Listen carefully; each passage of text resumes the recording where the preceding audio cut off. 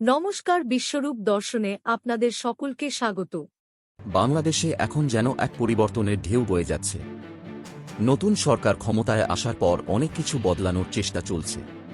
স্বৈরাচারী শাসনের অবসান ঘটিয়ে তারা দেশের শাসন ব্যবস্থায় আইনের শাসন প্রতিষ্ঠার কথা বলছে। সরকারি দাবির সঙ্গে বাস্তব পরিস্থিতির কোনো মিল নেই।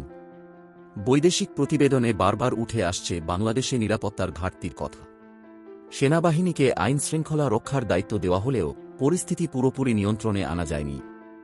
আর এই প্রেক্ষাপটেই ব্রিটিশ সরকার বাংলাদেশের নিরাপত্তা নিয়ে নতুন সতর্কবার্তা দিয়েছে। তাদের সরকারি ওয়েবসাইটে সরাসরি বলা হয়েছে, সন্ত্রাসী হামলার ঝুঁকি বাড়ছে, যা বিদেশি নাগরিকদের জন্য বড় বিপদের কারণ হতে পারে।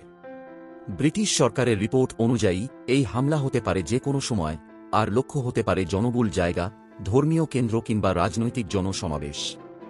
স্বাভাবিকভাবেই আন্তর্জাতিক মহলও চিন্তিত। বাংলাদেশে আইনশৃঙ্খলা পরিস্থিতি আরও জটিল আকার ধারণ করতে পারে বলে আশঙ্কা করা হচ্ছে। অগাস্ট মাসে বাংলাদেশের মাটিতে ঘটে যাওয়া নারকীয় পরিস্থিতিতে জেল ভেঙে পালানো বহু সন্ত্রাসী এখনও আত্মগোপনে রয়েছে। এই সন্ত্রাসীদের অবস্থান শনাক্ত করা এবং তাদের কার্যকলাপ থামানো এখন দেশের নিরাপত্তার জন্য বড় চ্যালেঞ্জ। গোয়েন্দা সংস্থার আশঙ্কা, এই পালিয়ে থাকা সন্ত্রাসীরা যে কোনো সময় বড়সড় হামলার পরিকল্পনা করতে পারে।